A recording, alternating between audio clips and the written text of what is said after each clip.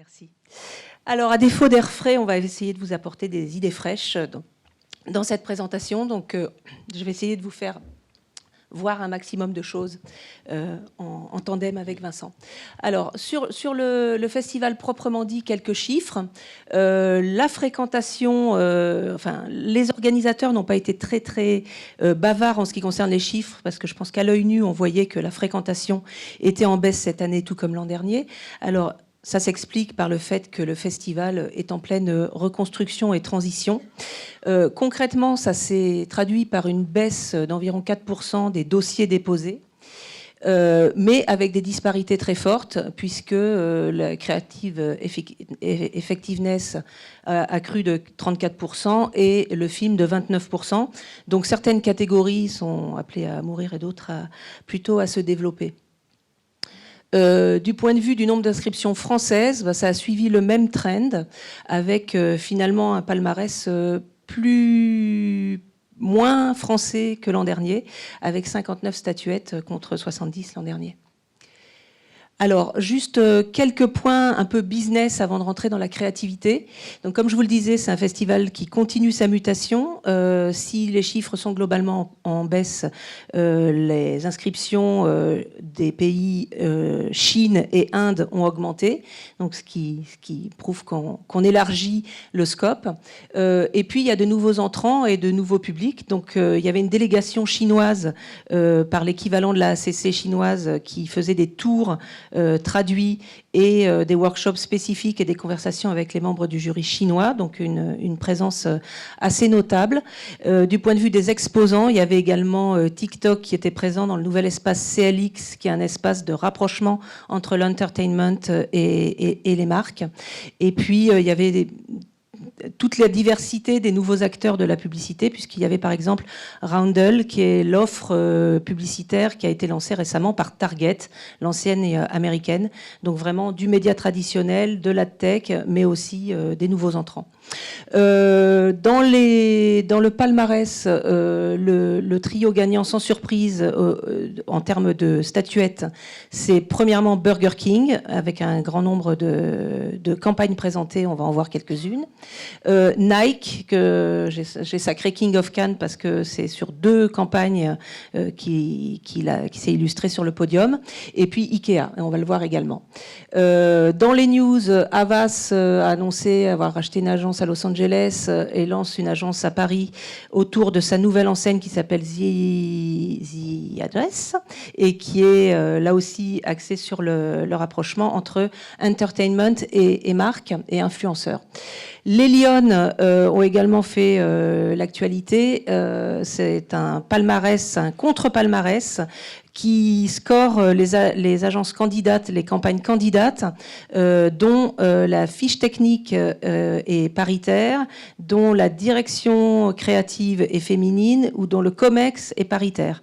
Donc finalement assez peu de lauréats. 3 agences se sont illustrées en France, McCann, Ogilvy et Rosa Parks, et seulement 11% des campagnes présentées répondaient à ce cahier des charges et avec aucun trophée or qui satisfaisait l'ensemble des critères. Donc à méditer.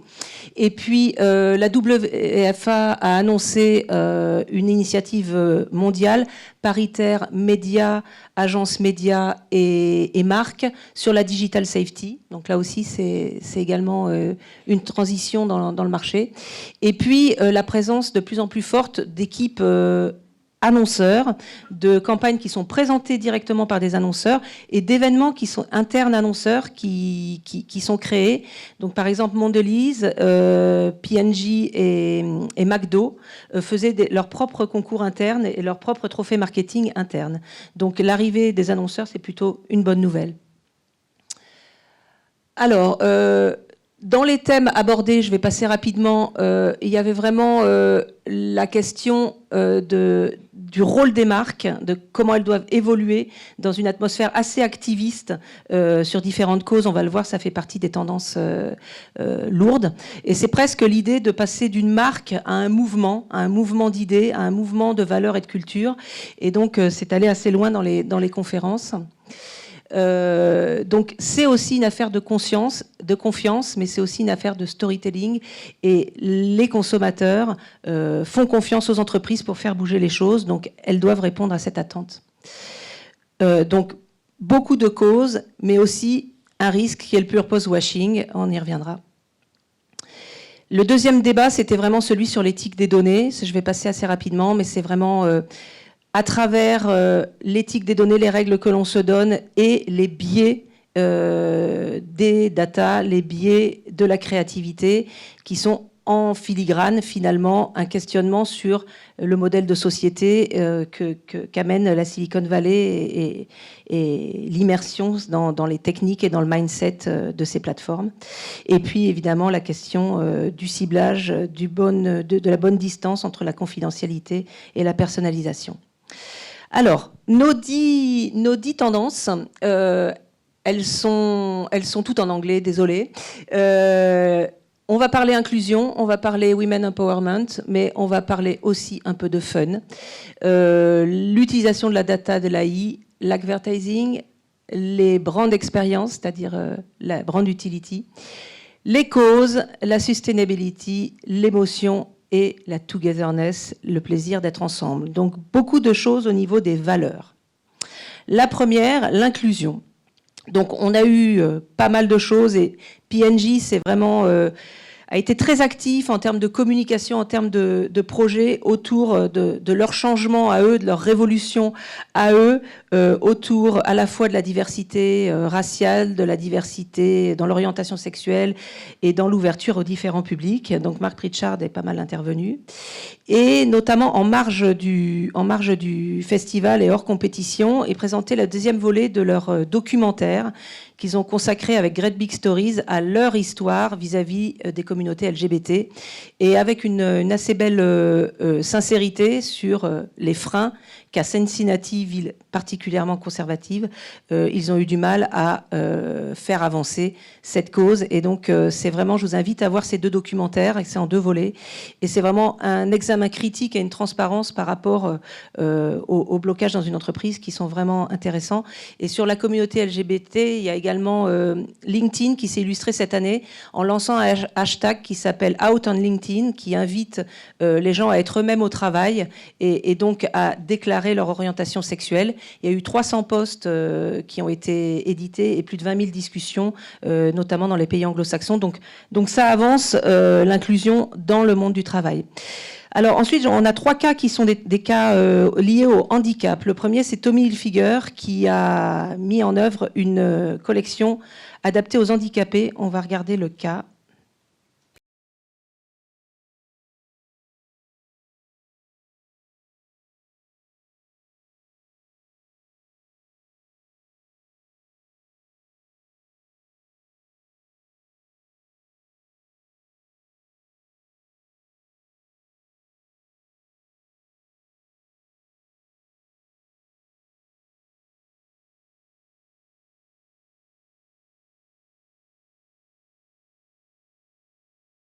Alors, ce qui était intéressant dans ce cas, c'est que les vêtements sont adaptés à différentes formes de handicap. Il y en a de nombreux. Il y a une personne sur 5 qui a du mal à s'habiller pour des raisons de handicap. Et les vêtements ont été conçus avec l'animation d'une communauté de 1500 personnes atteintes de handicap.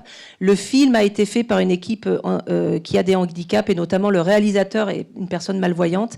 Et juste pour la petite histoire, c'est vraiment une collection qui n'est pas uniquement capsule, mais qui est vraiment durable. Tommy Hilfiger, sur les 7 enfants qu'il a 3 enfants autistes, et était donc particulièrement impliqué. Autre travail sur les personnes handicapées, c'est la collection This Ables, qui est une gamme d'appareils en 3D, imprimables en 3D, pour adapter les meubles Ikea au handicap. Là aussi, une personne sur 10 a du mal à utiliser les meubles Ikea pour des causes de handicap. Je vous en mets quelques secondes.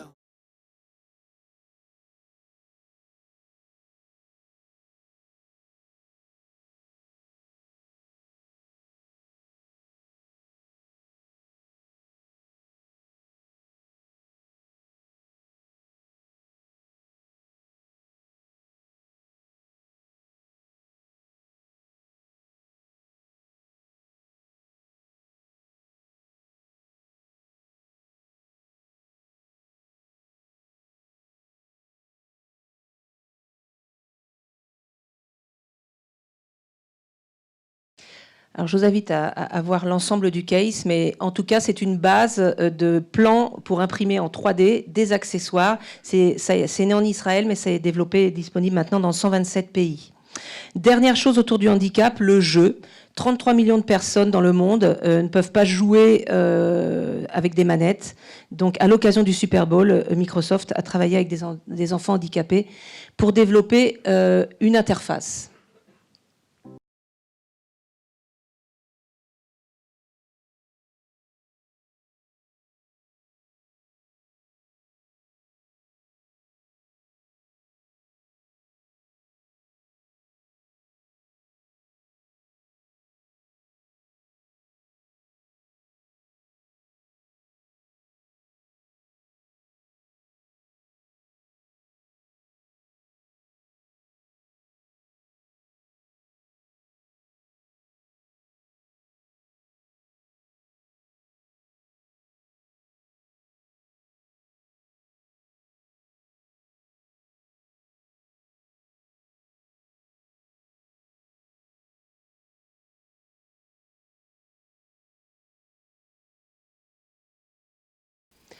Voilà, et donc ça a très bien marché puisque d'autres éditeurs de jeux sont venus se plugger sur cette interface pour proposer leurs jeux. Deuxième tendance, le Women Empowerment. Alors, il y en a eu beaucoup.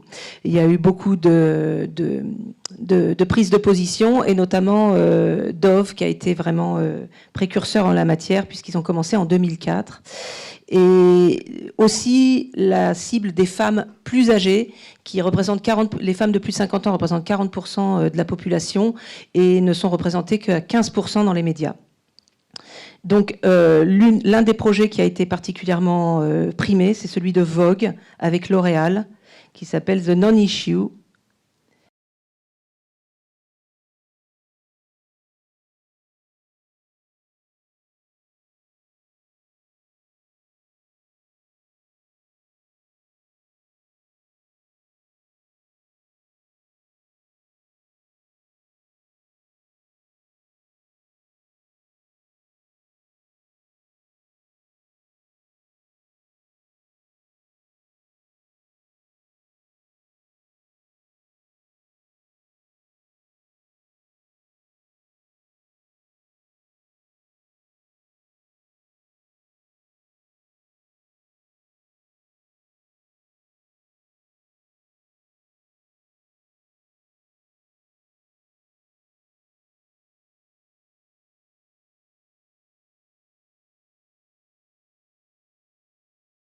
Voilà. Et ce qui est intéressant, c'est que l'équipe artistique et l'équipe rédactionnelle étaient composées de femmes de plus de 50 ans. Alors Dove, je pense que vous connaissez ce cas historiquement. Là, ils présentaient une collaboration qu'ils ont fait avec Getty Images autour du hashtag #ShowUs.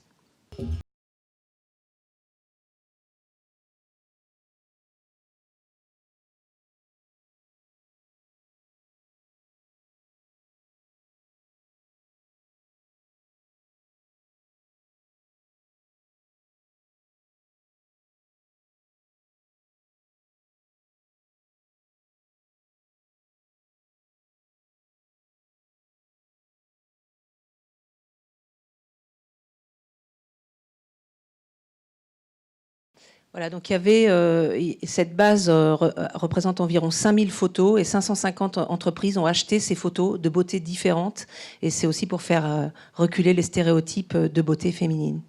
Autre cas, le cas Volvo, qui est autour de l'inégalité autour des crash tests et donc de la sécurité automobile. On regarde ça.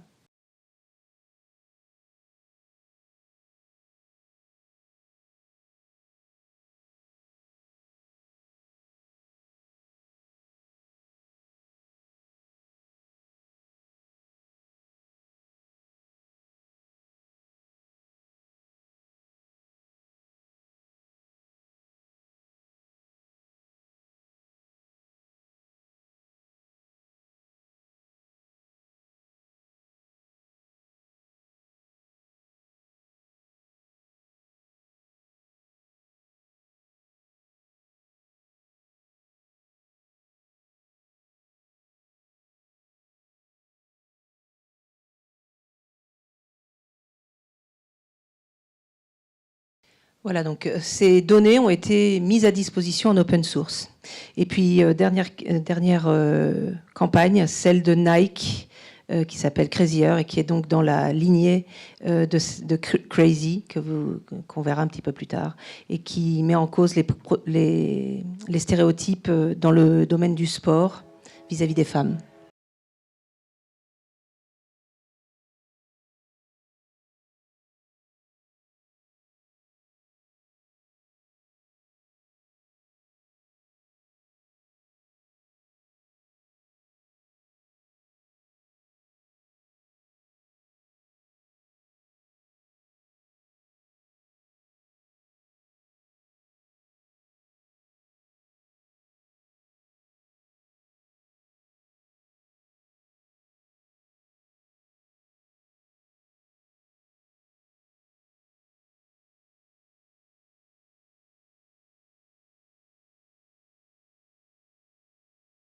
Voilà, ça c'est la première femme qui s'est incrustée dans un marathon et qui a fait avancer cette cause-là.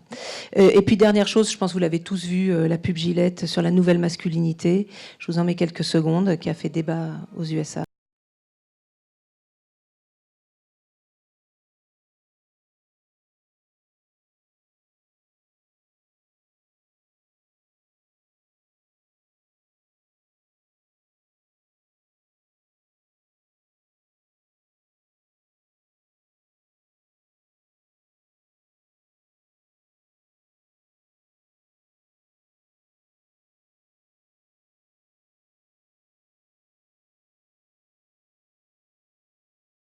Voilà, donc c'est un appel pour réinventer l'homme à côté de la femme.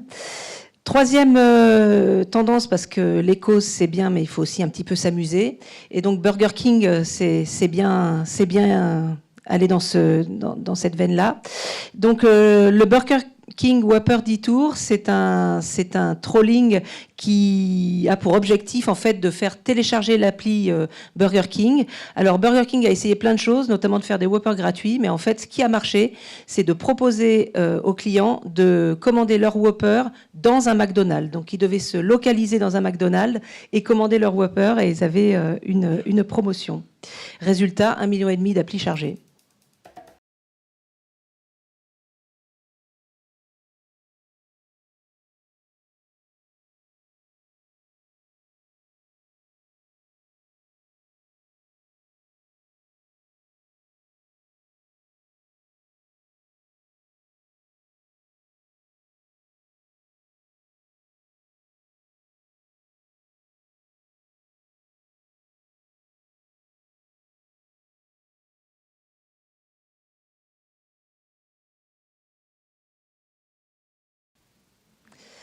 Voilà. Alors, deuxième expérience qui était au Brésil et il fallait faire brûler les campagnes de McDonald's. Donc l'appli a rentré en base l'ensemble des campagnes de McDonald's sur tous les supports. Donc on pouvait capter un message réseaux sociaux, une affiche, etc.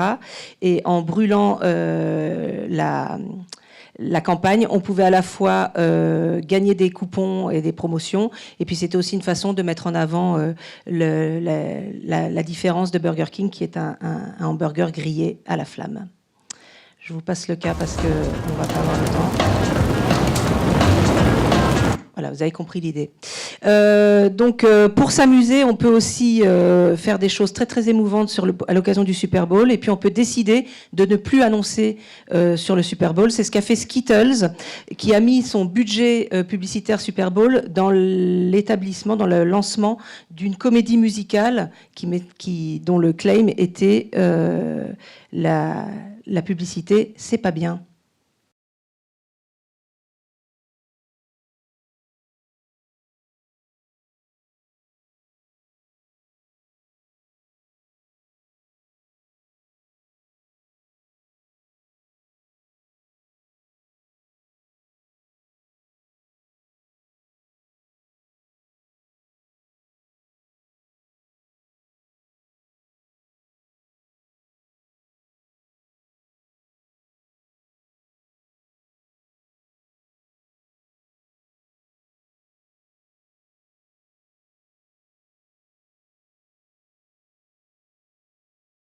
Donc, Advertising ruins everything. Dans le fun, TikTok était assez présent. Alors, ils n'ont pas d'offres publicitaires et néanmoins, ils étaient là. Et d'ailleurs, ça ne va pas tarder puisque il y a quelques jours, TikTok a annoncé une collaboration avec Uniqlo. Donc, TikTok en tant que réseau social est en train d'arriver vraiment sur le marché publicitaire. Quatrième tendance, data advertising, c'est l'utilisation maligne de la data. Premier exemple, Deutsche Bahn, qui a eu l'idée de combiner en temps réel des données images et des données utilisateurs.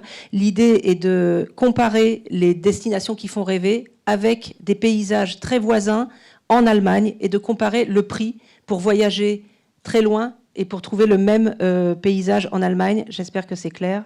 Voilà un exemple.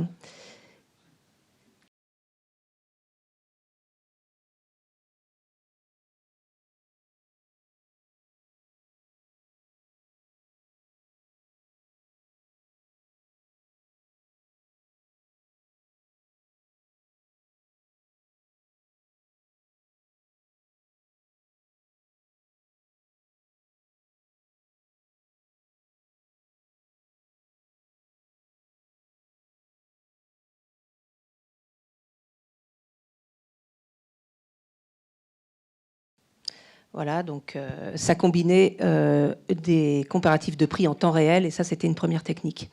Et autre première technique, la reconnaissance faciale pour les chiens. Vous ne rêvez pas.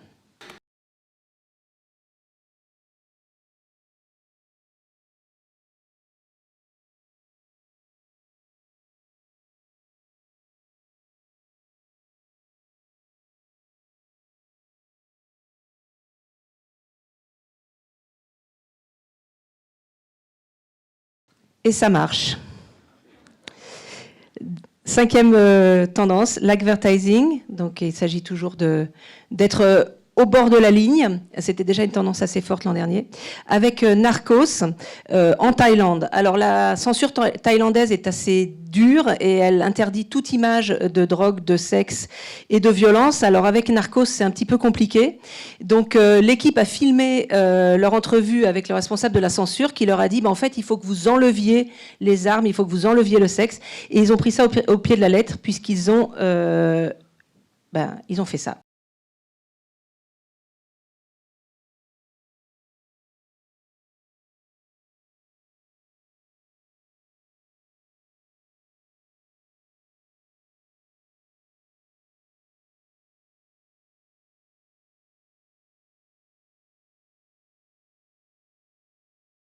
Alors, la censure a dit, écoutez, non, c'était pas ça qu'il fallait faire, il fallait tout enlever. Donc, ils ont fait des affiches entièrement avec le quadrillage. Et donc, ça a encore fait du buzz. Voilà. Et puis, dernière chose, Payless, qui a tenté de piéger des influenceurs par la création d'une marque italienne, Palessi. Et ils ont vendu les paires jusqu'à $600, sachant que Payless, c'est l'équivalent de Bata. Voilà. Merci beaucoup, Sandrine.